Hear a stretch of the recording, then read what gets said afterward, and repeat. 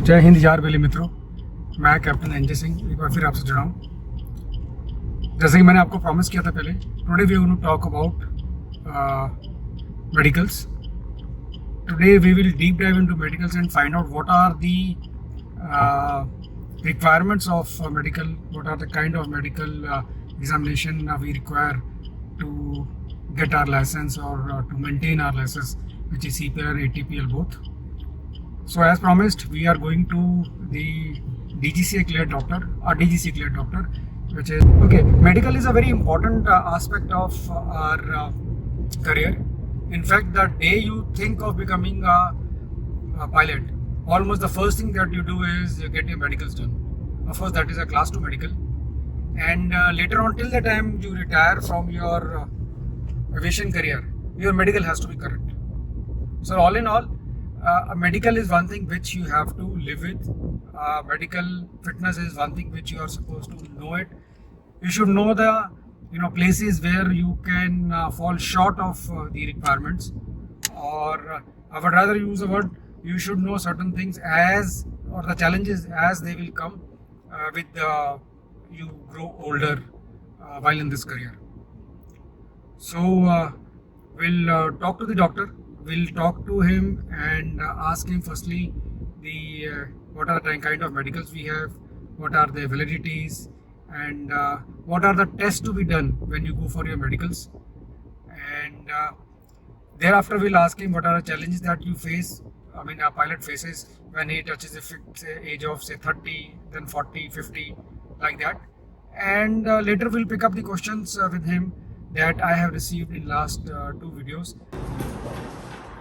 So दोस्तों, we are with now Dr. Dalish Malik. So without wasting time, sir, all yours. First, tell me about yourself. Good evening, everybody. Good evening, NJ. I have known NJ for the last 30 years. He is now running a vlog, Fighter Boy, and I have seen him when he was a real Fighter Boy, flying 21s in Northeast, and I was his con-doctor, looking after him and many of the young pilots like him. And since then time onwards, I have been associated with pilots, with aviation, say for the last 30 years plus. And in that 28 years, I was with the Air Force, where I have seen all types of aircrew, fighter, transport, and helicopters. And after retiring from Air Force, I was lucky enough to become a DGCA Class 1 medical examiner. So I am now a DGCA Class 1 medical examiner. Great, sir. Great to talk to you, sir. And it is, great ways for the people to get the gen from the horses now. What exactly is medical and the problems that people are facing. Okay, sir. First of all, tell me how many kind of medicals are there, sir? For DGCA, there are 2 types of medicals for the pilots. That is, first is a Class 2 medical, then is a Class 1 medical. Okay. Class 2 medical is to become a student pilot. That is for a student pilot license. Okay, sir. And Class 1 is for commercial pilot and transport pilot, airline transport pilot. Okay, sir. The Class 2 is done, the first test is done is Class 2 initial, Okay, sir. which validity is 2 years, Okay, sir. and which all people who wish to join aviation should do. So that means this is the first. सबसे पहले आपको ये medical test करना है. That means class 2 medical initial. Okay, sir. And इसमें So this is valid for 2 years. This is valid for 2 years. And after that 2 years? After that 2 years, then you can get it renewed, but most of the people do Class 1. Okay. In between only, Okay, they do sir. Class 1 because they have done their initial training and they want to become a commercial. Okay, sir. So that means अगर 1 साल 2 साल के अंदर if you do your class 1, nothing like it, otherwise you have to renew. Renew. Okay, sir. And what are the tests that you do in class 2 initial? Class 2 initial has got basically 5 tests. Okay, sir. Basic test. Okay, sir. HPTLC, DLC, urine REME, Okay, sir. ECG, X-ray and audiometry. Okay, sir. I'll show it on the slide, sir, so that everybody is aware of it. And for the renewal? Renewal means HPTLC, DLC and urine REME, nothing Okay, else. fine. Class 1 initial has got 14 tests. Okay, sir. In which the most important is the detailed eye examination. So that means class 2 आपने कर लिया, उसके बाद आप class 1 करने जाओगे, उसके initial में 14 टेस्ट है. 14 tests. Okay. And उसमें dilated fundus exam जो eye test है, Okay, वो sir. बहुत जरूरी है. Okay, sir. So there is ये थोड़ा सा एक tricky situation है. Okay, sir. So that's why, but whenever I do a class 2 medical exam, Sir. मैं उसमें class 1 के भी test करता हूँ. Okay, sir. Because when you are doing class 2, you invest, you want to go into aviation, Okay. and your ultimate aim is to become a class one. Okay, sir. Take a class one. Okay. So I initially only screen them for class one. Okay, sir. So when somebody comes to me, I said I will do your class two, and I will screen you for class one. Okay, sir. Now tell me, sir, class 1 का आपने initial 14 test कराया, तो that validity is for 1 year. And after 1 year, what is to be done? After 1 year, every year there is a renewal, Okay, sir. depending on the age. Okay, sir. Below 30 years, it is only HPTLC, TLC and urine RAB. Okay, sir. After 30 years, ECG add हो जाता है. Okay, After sir. 40 years, alternate year, audiometry add हो जाती है. Okay, sir. और इसके अलावा हर 5-5 साल में, Okay, sir. that means at the age of 25, 30, 35, 40, 45, 50, 55, 60, some special additional tests are done. Okay, sir. Fine. So ये सारे टेस्ट जो है, ये सारे मतलब कि कौन करता है? जो रिन्यूअल है क्लास 1 का. Class 1 initial is done by Air Force Boarding Center. Okay, sir. उसके बाद रिन्यूअल्स जो है रूटीन रिन्यूअल्स हम लोग करते हैं. Okay, sir. अभी हमको बात की स्पेशल रिन्यूअल्स भी दे दिए गए हैं. शुरू हो गए. Right? Now 25, 30, 35 and 40 year renewals ठीक है. can be given done by a class 1 exam. So that means आपको एयरफोर्स बोर्डिंग सेंटर में जाने की जरूरत नहीं है. वहाँ पे आपको 45 एंड अबव 45 and above जाना है. Every 5 years. या फिर अगर आपको कोई ऐसी बीमारी हो गई है, वो स्पेशल केस होगा. तो स्पेशल केस. ठीक है. So that means जो ये टेस्ट एक्स्ट्रा कराने होते हैं हर 5 साल में, so it's better that you give a call to your doctor whom you are going to get your appointment, Exactly. or know at least what exactly you test you have to do, and then only get the test. Exactly. And और सारे test की list जो है एक circular है, उसमें लिखे हुए हैं. ठीक है सर. FCL 0/1. Okay sir. उसमें कब कब क्या क्या टेस्ट करना है, it is mentioned. Okay sir. Now tell me sir, इसमें मतलब कि when a person should get his class 1 medical done as per you? मैं ये कहता हूँ, aviation is a costly business. You have to spend money. Even for ground classes आजकल 1.5-2 लाख रुपए लग जाता है. ठीक है सर. फ्लाइंग में 30-40 लाख रुपए लग जाता है. सर. तो on paper as be holding a SPL with a class 2 you can fly doing the training flying. That mean आप पूरा 200 घंटे कर सकते हो. सर क्लास 2 के साथ ही. बट मैं ये कहता हूँ कि एविएशन की किताब को छूने से पहले, मीन्स एविएशन वर्ल्ड में घुसने से पहले क्लास 2 करा ली. Okay sir. एंड हवाई जहाज को छूने से पहले class 1. Okay, that's good one. कि किताब से पहले क्लास 2 Class 2 और जहाज से पहले क्लास 1. तो ऐसा ना हो कि आप क्लास 2 में 200 घंटे कर लो, उसके बाद क्लास 1 के लिए जाओ और पता लगा मेरे मेडिकल सामने एक आया है, एक कैंडिडेट आया है जो करीब 20 घंटे फ्लाई कर चुका था और वो क्लास 1 कराने गया है और किसी आई के प्रॉब्लम की वजह से परमानेंटली एडमिट है. ओके. So मतलब कि there are pitfalls, so it's better to get the class 1 done. Okay, now I'll come to what are the pitfalls, sir, in class 2 medical training you see, and what are the pitfalls that you see, class 1 Biggest or later? rejection for aviation is in eyes. Eyes. Okay. मेरा experience कहता है कि अगर मेरे पास 10 बच्चे, क्योंकि मैं class 1 के लेवल का क्लास 2 करता हूँ, उनको आई के लिए एक एविएशन क्वालिफाइड आई स्पेशलिस्ट और भेजता हूँ, 10 में से 2 बच्चे जरूर अनफिट होते हैं. Oh, 20% rejection level. Oh. So I that means department- before you start flying, all the 12th class people who have been giving me calls कि सर मेरे को भी एविएशन में आना है, सबसे पहले अपना क्लास 2 मेडिकल कराइए. ठीक है, उसमें आई के ऊपर स्पेशल एम्फेसिस रहता है. एंड जिसके चश्मे बड़े बड़े हैं, जिसको काफ़ी ज़्यादा पावर हो रखी है, उनमें अनफिटनेस के चांसेस ज़्यादा होते हैं. Okay, sir. और खाली आई में सिर्फ खाली नज़र नहीं है, बहुत सी चीज़ें हैं. बिकॉज व्हेन यू फ्लाई, आप 30,000 की फीट पे, 35,000 की फीट पे broad day light, bright sunlight के ऊपर फ्लाई करते हैं. आपकी आई पे बहुत ज़्यादा स्ट्रेन रहता है. Okay, sir. प्रेशर का स्ट्रेन है, विजन का स्ट्रेन है, अल्ट्रावायलेट रेज है, कॉस्मिक रेज है. तो आपकी आई पे एकदम फिट होना चाहिए. Okay, sir. 10 किलोमीटर की चीज़ से एक छोटी सी चीज़ दिख जानी चाहिए. That nobody Okay, can tell that of more course to is you for than fighters, huh? anybody else. Sir. So eye is what. But for the even for the not just studying the fighter this thing requirements, even for the civil flying, Yes, this is yes.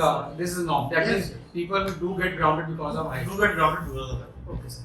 Now comes to as far as renewal सबका हो गया, आपने initial करा लिया, renewal हो रहा है. So what are the trends that you have seen when people come for class 1 renewal? Like आजकल youngsters Class 2. क्लास 1 के लिए जब मतलब कि अपने उन्होंने क्लास 1 करा लिया, 200 घंटे भी कर लिए या CPL भी ले लिया, but in while all doing all this you must have seen some trends. सबसे पहले टाइम तो मैं क्लास 2 के टाइम बताता हूँ जो मेरे क्लास 2 में बच्चे आते हैं. Okay, sir. एकदम न्यू बच्चा। ओके नहीं बच्चा आपने। सबसे पहले तो अगेन आई, अभी due to the modern world and more of screen time, less of natural, बहुत बच्चों को चश्मे लग गए। Okay sir. पहले हम जब मैं when I was young, out of 100 सिर्फ 10 बच्चों को चश्मे होते थे। Okay sir. आज उल्टा है, 10 बच्चों को चश्मे आज नहीं 10 लोगों को चश्मे नहीं है। ठीक है सर। बाकी पर चश्मा लगने से कोई मतलब डाउन नहीं होता है, डाउन नहीं होता Down रिक्वायरमेंट नहीं इज विद चश्मे के साथ 6 से 6 सिर्फ होनी चाहिए, Okay, sir. बाकी सब पैरामीटर भी नॉर्मल होना ठीक है सर। सो एक तो ये है कि आई का अपना चाहिए। ध्यान रखना। And that's why many time ये होता है कि बच्चे को पता ही नहीं था कि उसको चश्मा लगा। Okay so that is deteriorating even further. हाँ, तो वो जब आई स्पेशलिस्ट के पास जाता है क्लास 2 मेडिकल के लिए, तो आई स्पेशलिस्ट को चश्मे का नंबर देता है। Okay sir. So that is one Fine. trend. One is a second trend which I find is the prevalence of obesity okay sir. in the modern, especially in the young. पहले बच्चे सब पतले दुबले होते थे, खेलते रहते थे सारा दिन। अब obesity का trend जो है बहुत ज़्यादा हो गया है। Okay sir. And lot many children who are now obese because आजकल food is in abundance, ठीक है ना? Okay sir. तो घर में हर चीज रिमोट से, हर चीज बटन से, ठीक है काम ना? कुछ नहीं है। घर में मम्मी भी खाना खिलाती है, ओके सर। बाजार में जोमेटो भी खिलाता है। Okay sir. तो सब whatever, मतलब that is a trend. Okay. That is what it is. So it's just obesity. BMI की हम जब बात करेंगे, BMI से कम 50% बच्चे ही BMI से कम मिलते हैं। Okay sir. BMI पे नॉर्मल BMI मिलते हैं, बाकी सबकी BMI जो है ज्यादा। ज़्यादा। तो इसकी हम थोड़ा डिटेल में बात करते हैं सर बीएमआई की। And third is fitness. Fitness पहले फिटनेस होती थी कि बच्चा खेल रहा है, क्रिकेट खेल रहा है, फुटबॉल खेल रहा है, हॉकी खेल रहा है, पतला दुबला है, फिट है, एजाइल है, दिन भर दौड़ता रहता है। आजकल की फिटनेस जो है वो जिम में जाती है। तो जो जिम की फिटनेस होती है वो मतलब जब बच्चा जिम जाता है तो वहाँ उसको एक ट्रेनर मिल जाता है, तो बोलता है मैं आपकी बॉडी बॉडी बना दूंगा। वो सलमान खान टाइप बनना चाहते हैं, वो सोचते हैं वो फिट है मतलब। Become like Salman Khan. तो वो बॉडी बनाता है, तो बॉडी जब उसको बनाता है तो बोलता है कि सर आप एक वो क्या बोलते हैं उसको, वे प्रोटीन, आर्टिफिशियल प्रोटीन, वे प्रोटीन, उसका बहुत ट्रेंड हो गया कि आप वे प्रोटीन खाइए और आपकी बॉडी बन जाएगी अच्छी। Okay. वाकई उसकी बॉडी बन जाती है, सर मैं तो फिट हो गया। हाँ। तो बट वे प्रोटीन के अपने मैंने घाटे भी मैंने उनके ड्रॉबैक्स भी देखे। किसी बच्चे का भी यूरिक एसिड कराओ वो 8 निकलता है, 7.8 निकलता है। So the first trend is the uric acid is high because of the proteins. Because of the artificial Proteins that they are having. So basically, it's not a natural food. So it is Yeah. And your parameters are going it high. hits the kidney. Exactly. And after certain age, if you keep eating whey protein, that gets converted into fat. Okay. तो आप overweight हो। तो Okay, वो sir. जो fitness है, that fitness is not good for aviation. Okay. Sir. Aviation के लिए fitness चाहिए, एरोबिक फिटनेस चाहिए, कार्डियोवैस्कुलर फिटनेस चाहिए, Okay, sir. ताकि आप अपने बीएमआई की रेंज में रहें ठीक है सर। और आपका स्टैमिना हो, ठीक है, sir. एंड्योरेंस हो, ठीक है सर। और ताकि आपको आगे की बीमारियां जो कि उससे दूर है। दूर रहें, Okay, sir. लंबे समय तक फ्लाई कर सकें। Okay, sir. Now let's come to the BMI itself. Yeah. BMI तो कैसे नापते हैं, क्या होता है और कितने तक BMI में क्या प्रॉब्लम है, मतलब क्या तक ठीक है और क्या नहीं होना चाहिए। ओके, सबसे पहले तो बीएमआई के लिए मैं ये बोलूँगा कि किसी से पूछता हूँ तुम्हारी हाइट क्या है, तो बोलता है 5 फुट 7 इंच, 5 फुट 8 इंच। तो मैं उनको बोलता हूँ सेंटीमीटर में हाइट, क्योंकि aviation centimetre, kilometre and KG में चलती है। तो सेंटीमीटर के क्यों, सेंटीमीटर के इसलिए बोल रहा हूँ क्योंकि सेंटीमीटर से आपने हाइट देखी तो आपको बिना कैलकुलेट किए पता चलेगा कि बीएमआई के अंदर हो कि नहीं। For an example, if your height is 170 centimetres okay sir. and if your weight is 70 kgs, Okay. that means your BMI is सो मोटा माटी अगर जितने आपके सेंटीमीटर में आपकी हाइट है उसका 1 हटा दो तो बाकी जो रहेगा वापस वेट होना चाहिए। मतलब 185 centimetre 85 kg is the normal. And मोटा उसका माटी। एग्जैक्ट जो फार्मूला है वो ऑफ कोर्स गूगल पे Exact दिया हुआ formula है। is weight in kgs divided by height in meters divided by height in meters. Okay sir. और या height in meter square. Okay, height in metre square. हाँ, तो इसलिए kgs upon height in metre square. Yeah. So ये formula है, इसे calculate किया जाता है। 25 Now का ये- BMI, हाँ। 25 का BMI is a normal BMI. Okay sir. 25 to 80. 80 to 25 is a normal BMI. 18 से 25 इज नॉर्मल। 18 से नीचे जो है वो योर अंडरवेट। अंडरवेट। 25 के ऊपर start being calling as overweight. Overweight. 25 से 29.9 तक okay sir, you are called comorbid. Okay sir, और इसमें हम एविएशन में ऑल्टरनेट ईयर पे उसके 2 टेस्ट एक्स्ट्रा कराते हैं, वो है blood sugar, fasting PP and lipid profile. So that mean अगर आप 25 से ऊपर पहुंच गए तो ये आपके एडिशनल टेस्ट होंगे हर ऑल्टरनेट ईयर में। ओके सर, और आप 30 के ऊपर पहुंच गए, 30 इयर्स 30 बीएमआई एंड के अबव ऊपर पहुंच गए तो ये टेस्ट हर हर साल साल होंगे, तब था हर साल होंगे। So as a BMI is increasing you are you know शिकंजा कसता शिकंजा है। कसता जाता है, ओके, आपको ज्यादा मुसीबत होती रहती है, ओके, आपके पैसे भी ज्यादा खर्च होने लग जाते ओके, हैं, ओके, तो मतलब मेडिकल महंगा पड़ने लग जाता है। ओके। 30 के ऊपर और उसके ऊपर कोई लिमिट? 35 के ऊपर तो आजकल डीजी से not very kind and sleep study कराते हैं, ओके, स्लीप स्टडी कराते हैं which anybody more than 30 BMI उसका स्लीप स्टडी को पास नहीं कर सकता। स्लीप स्टडी 30 से ऊपर? अच्छा, हम 35 में यहाँ पे स्लीप स्टडी कराई जाती है। नहीं अभी 30 है कि 35 है सर? 35 पे हम स्लीप स्टडी कराते हैं। तो तो कोई भी 30 आदमी थोड़ा सा मोटा है, जिसका गर्दन वगैरह मोटी है, वो स्लीप स्टडी में उसकी स्टेट रिपोर्ट्स का भी नॉर्मल ही है। ओके, थोड़ी बहुत मतलब मैनेजमेंट होगी, because he will store, he will have sleep apnoeas, वो सब जो है स्लीप स्टडी में हो जाता है। ओके। फिर हार्मोनल एनालिसिस कराते हैं, फिर बार-बार शुगर कराते हैं, ब्लड प्रेशर चेक सो कराते हैं। बेसिकली 25 तक नॉर्मल है, 25 तक गुजारा चल जाएगा, 25-30 के ऊपर बहुत मुश्किल है। प्लीज के ऊपर things are very bad okay sir, and मेरी सबसे ये रिक्वेस्ट है कि जिसका बीएमआई 30 से ऊपर है, it is not very difficult to lose weight, bring it below 30। हम ये नहीं कहते कि एकदम से आप 26 मतलब फेल नहीं हो पर प्रॉब्लम बहुत ज्यादा होगी। हाँ, तो 30 के नीचे रहना ही। So all the guys who are watching, keep your BMI under control because that is one thing that you will find that may catch you very soon. Okay, sir. Now we will come down to what are the precautions people should take. You know, over a period of time you must have seen जैसे जैसे उम्र बढ़ती जाती है 30, 40, 50. You know, there are certain things which are likely to catch you very fast. So उसमें वो क्या चीजें हैं और कैसे उनसे दूर रहना है? आप शुरू के यंग एज के मेडिकल तो खेलते कूदते निकल जाते हैं। Everybody loves. walks in with a very great sense of confidence to the doctor's chamber, Okay. तो उसको पता है वो तो फिट है, यंग है, फिट है। जो उम्र बढ़ती जाती है तो उस पायलट का डॉक्टर के पास आने में उसका level of confidence come, blood pressure high होना शुरू हो जाता है। कई लोगों को बीपी हाई जाता है, कई लोगों को मतलब वो BP that is a condition called white coat hypertension, तो डॉक्टर को देखते ही बीपी बढ़ जाता है। तो बहुत सारी प्रॉब्लम शुरू होती हैं। और इंडिया में तो वैसे ही, because India is becoming diabetic capital of the world, 40 साल की उम्र में diabetes, specially the people who are overweight, diabetes and hypertension की सबसे बड़ा। So basically the first trend is diabetic and Hypertension. hypertension. And he says as early as 35 years, people are having the trend of showing थोड़ा सा normal blood sugar, थोड़ा सा normal, और इसमें family history का बहुत रोल है। Okay, sir. तो मैं हर एक पायलट से यही रिक्वेस्ट करता हूँ कि अपनी आंखें खोल के रखिए और पहले एसेस कीजिए कि आपकी फैमिली में किसको क्या क्या बीमारी है। ठीक है सर। खासकर डायबिटीज ऐसी है, आप आपके फादर और मदर दोनों को है, सर। तो आप मान के चलिए कि आपको डायबिटीज होनी ही है, सर। होगी, ओके सर। और उस हिसाब से चलेंगे तो आपने आपको उसको कंट्रोल करना है। Okay sir. हाइपरटेंशन का भी यही है, अगर फादर और पेरेंट्स से किसी को हाइपरटेंशन है तो आपको भी हाइपरटेंशन की चांसेस है। तो ये दोनों ट्रेंड जो है इसका हमेशा ध्यान रखके चलिए। एंड फिर और थोड़ा आगे जाएंगे तो एक एविएशन में सबसे बड़ी प्रॉब्लम है हियरिंग की, okay sir. Because we keep living in a noisy environment, sir. Hearing deteriorate होती रहती है।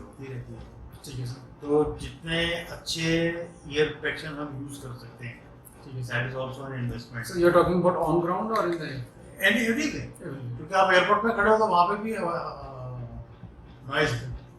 Especially the aeroplanes which have got turboprop, which have got much higher level of noise level. They should better look after their civil pilots तो फिर भी, commercial pilot तो ठीक है भी, वो टेक ऑफ से थोड़ी देर पहले आते हैं, उसके बाद आके सीधा अपने चले जाते हैं। If you remember in the Air Force, the fighters, हम वहीं रह रहे होते थे, वहीं 6 बजे टेक ऑफ करते थे, दिन भर वहीं बैठे रहते थे।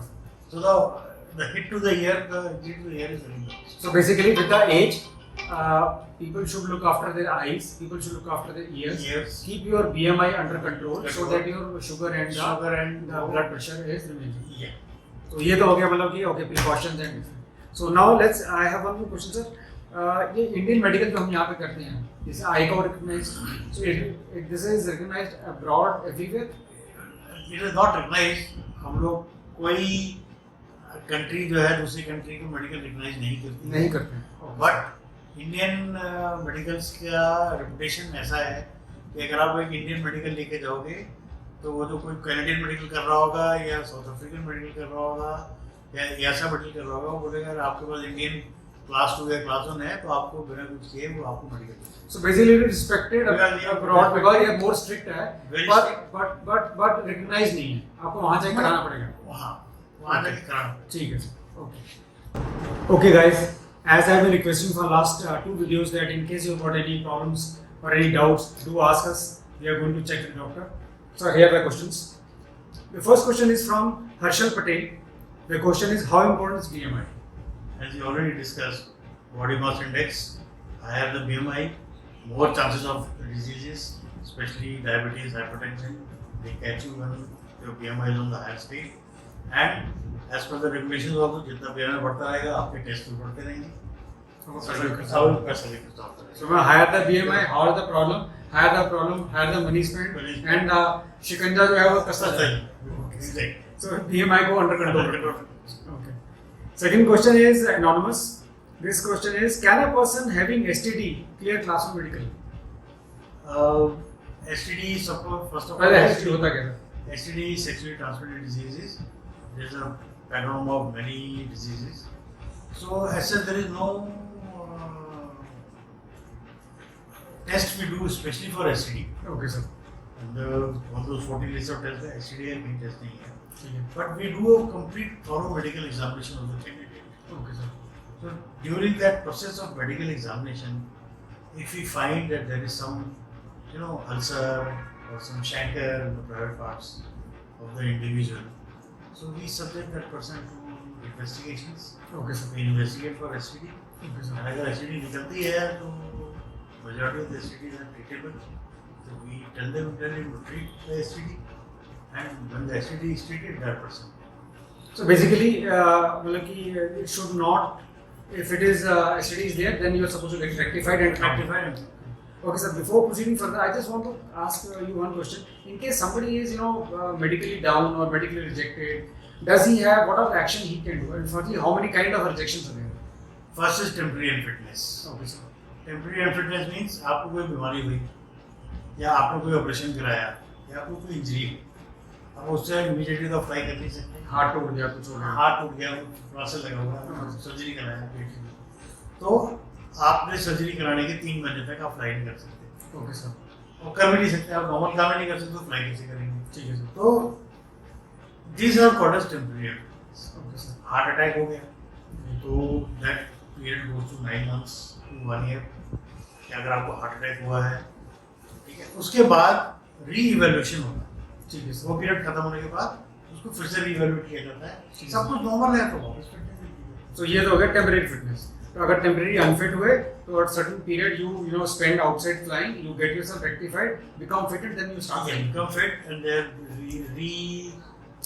re-evaluated, and then you again go to re-evaluation के लिए हमेशा बोर्डिंग सेंटर में जाते हैं most of the time। Okay sir. वहाँ पे re-evaluation होता है और उसका ओके नाउ ये तो हो गया टेम्परेरी वाला। और अगर परमानेंट हो तो कई ये तो बोला कि मोस्ट लाइक परमानेंट है, मोस्ट लाइकली इनिशियल में होना चाहिए। इनिशियल में होती है, ऐसे बाहर आगे जाके बहुत जो परमानेंट फिटनेस होती है that is very very rare and very rare circumstances. मतलब जैसे किसी का पैर टूट गया, खत्म हो गया, ओके सर। एम्पुटेड हो गया तो परमानेंटली अनफिट हो गया। यस तो permanently unfit is more in the initial phase. Okay I में अच्छा कई बीमारी ऐसी हैं जो इनिशियल में परमानेंटली अनफिट है, और अगर वो सर्विस के टाइम में आपको हो गई, फ्लाइंग हो गई, तो क्योंकि आप एक्सपीरियंस हो तो वो वेवर क्लॉज में आपको वापस उसको ले ले।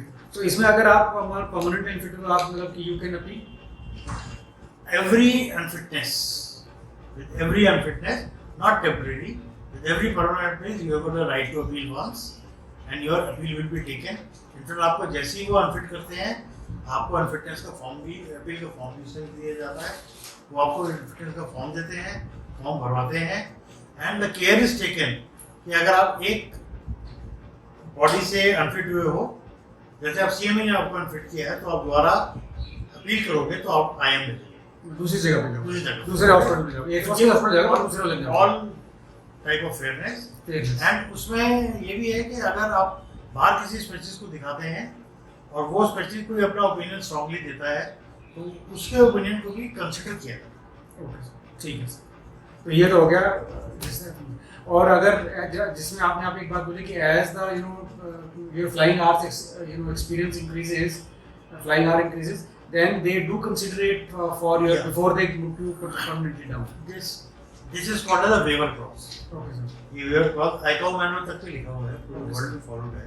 Okay sir. और ये भी स्ट्रक्चर तरीके से होता है। Okay sir. वेवर मीन्स कि भाई आपके पास 5000 घंटे, 6000 घंटे, 3000 घंटे हैं, आप एक एक्सपीरियंस पायलट हो। ठीक है। The community does not want to lose a experienced pilot just like that. Okay sir. तो कोई भी बीमारी ऐसी जो मतलब फ्लाइट सेफ्टी हजार ना हो, Flight safety hazard नहीं होनी हाँ. चाहिए. They will consider it. हाँ, they will consider it with a waiver clause, Okay. जिसमें जो एग्जामिनर है वो वेवर के लिए रिक्वेस्ट करता है Okay sir. and the final decision is given by DCC. Okay sir. Fine sir. So now I'll come to the second question, third question.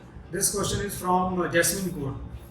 The question is, I have eye floaters, but my vision is good. Any problem in medicals? I floater होता है। आई floater सबको होते हैं। सबको अगर आप एक white space पे देखोगे तो आपको अपने आंखों में कुछ चलता लगेगा। हाँ, वो एक टेप ऑन लाइट चल रहा है। कीड़ा कीड़ा चल रहा है, कोई मक्खी उड़ रही है। हाँ, So these are floaters. This is a normal thing which happens with everybody.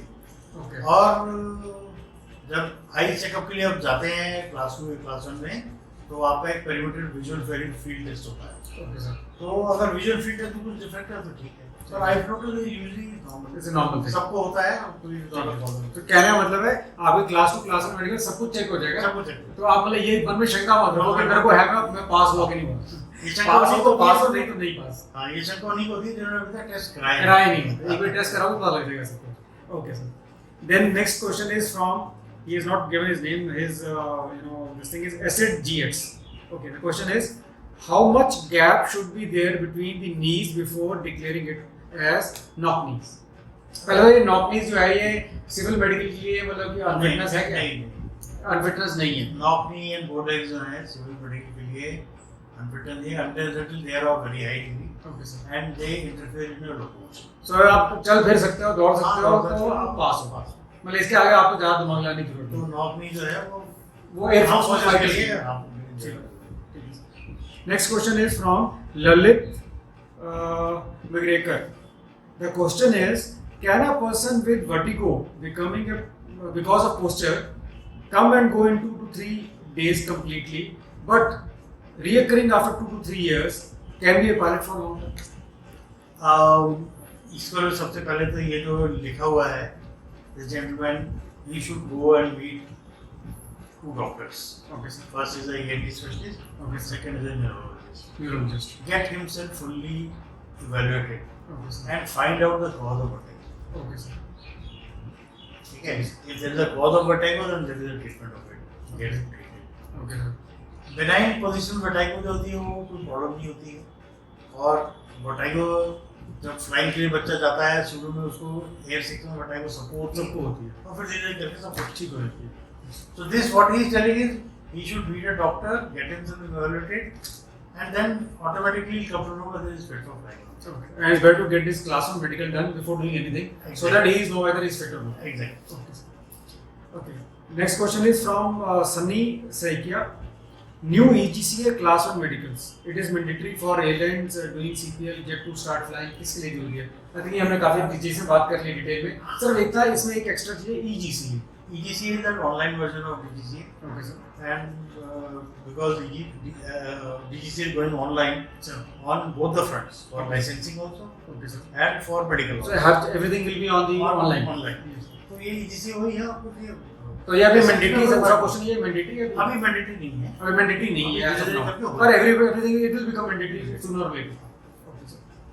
Next question is from Shrikant S. Devkar. It's on class 1 medicals. Now DGCA come up with a circular that till the age of 45 years for medical class 1, renewal at 30, 35, 40, and then pilot has to go to Air Force, Delhi, Bangalore, Jorhat. So basically, can it be done at the local doctor like before? Is this correct? Latest circular अभी आया है, इसकी बात कर रहे हैं। उसमें on a permanent basis DGCA post-COVID scenario में भी they decided that the periodical medical, means the special medical at the age of 25, 30, 35 and 40 can be done by class 1 medical examiners also. And they have done it on the basis of experience. क्योंकि young लोग होते हैं, उनमें बीमारियाँ कम होती हैं, तो ये और बोर्डिंग सेंटर में वैसे ही बहुत लोड बड़ा रहता है, क्योंकि बोर्डिंग सेंटर का सबसे बड़ा काम होता है क्लास 1 इनिशिएट करना, फिर सीनियर लोगों के मेडिकल तो उन्होंने ये सब कॉमर्स के लिए उन्होंने ये 4 चीजें जो है निकाल दी, कीपिंग और व्यू हमको दे दी हैं। और पर एसेंस वही कि टेस्ट वही होंगे तो पहले होने थे, टेस्ट में कोई डिफरेंस नहीं है, करने वाली एजेंसी अलग होगी। करने वाली एजेंसी ठीक। Next question is from Anand. The question is, color deficient and not color blind person can become an aviator? Colour blindness, yes, very good question, because color blindness एक बहुत ही वेग टर्म है, it is basically called as color perception. Okay. तो CP1, CP2, CP3, CP4. CP1 and CP2 is normal color vision. CP stand for Color perception. color perception. So color perception 1, 2, 3, 4. तो CP1 and CP2 is normal जो आपकी जो हम सब की है, जो एविएशन के लिए पूरी तरह फिट है, Okay. किसी भी एविएशन के लिए हमेशा fit है। Okay sir, CP3 is called as defective safe, okay sir, और उसका बेसिक क्या है कि उसको सिर्फ ग्रीन और ब्लू के बीच में कंफ्यूजन होता है, ओके सर, उसको ग्रीन और रेड के बीच में कंफ्यूजन नहीं है। Okay, and the primary aviation colours are green and red, green and like driving के लिए जाते हैं, Driving. Green light, red light. Okay sir, so CP3 is also fit for aviation, okay, ठीक है सर, जो क्योंकि वो ग्रीन, रेड और एम्बर के बीच में डिफरेंस कर सकते हैं। कर सकता है। दैट इज व्हाट इज, जैसे कि आपकी जितनी वार्निंग लाइट्स है जहाज में, हाँ। वो ग्रीन है, एम्बर है, रेड है, तीन ही कलर वो होते कर हैं, सकता है। तो वो कर सकते हैं, इसलिए ही इज आल्सो फिट। उसकी प्रॉब्लम सिर्फ ग्रीन और ब्लू के बीच में होती है। ग्रीन और ब्लू के बीच ब्लू में टर्न ओके बोलते हैं उसको, वो फिट है। CP4 that is defective unsafe, उसको हम ग्रे ब्लाइंड भी बोलते हैं, ओके तो सर, उसको कोई कलर साउंड नहीं। Okay, so he is unfit. He is unfit for all aviation duties. ठीक है सर, So that इसलिए शुरू में वो देखना, वो उससे ज्यादा कुछ करना नहीं है, हाँ, वो जो इशारा बुक होती है, हाँ, वो जो उसको एक बार ड्राइविंग लाइसेंस के लिए जाओ तो उनके हाँ। पास भी होता है। Okay sir, last question is there any problem if someone has gone through a surgery on skin? Surgery on skin मतलब स्पेसिफाई नहीं किया, स्पेसिफाई नहीं किया। Surgery on skin is not problem. कभी-कभी क्या बर्न्स की वजह से स्किन जो है कॉन्ट्रैक्शन हो जाते हैं, तो उसको रिलीज कराते हैं, तो दैट इज गुड, आपकी मोबिलिटी वापस आ जाती है। जब तक आपकी मोबिलिटी है आप फिट हो। सो बेसिकली आपका जो काम करना है वो ठीक होना चाहिए, शक्ल में आप हर एक जैसे बीमारी, हर एक सर्जरी का फिटनेस का एसेंस यही है that when you are back to your normal, flying everything normal, then you are fit for. तो बेसिकली मोबिलिटी ये सब चीज ठीक होनी चाहिए। स्किन अच्छी नहीं दिख रही कोई बात नहीं, सुंदर होना जरूरी नहीं है, काम करना जरूरी है। ठीक है, okay, with that sir I finish my question. So guys, I hope you have got definitely got some of the new points irrespective of your experience, because with so many people giving their question and with talking to such an experienced person with whom I could contact and get my opinion for any problem, I think this video is going to be a great help. So till my next video, Jai Hind. Thank you sir.